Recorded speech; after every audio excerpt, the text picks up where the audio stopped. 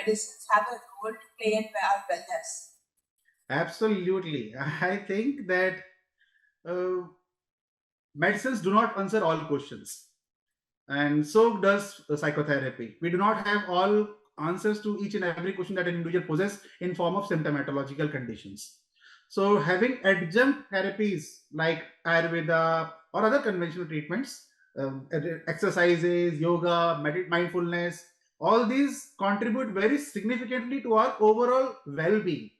So that is what we are actually at the end of the day looking forward to. That a individual should be as functional as he or she can, with the amount of positive well-being state of mind as can be fostered upon. So all these holistic approaches with that kind of a mind-body kind of a connection can definitely and positively impact our mental well-beings and emotional well-being status.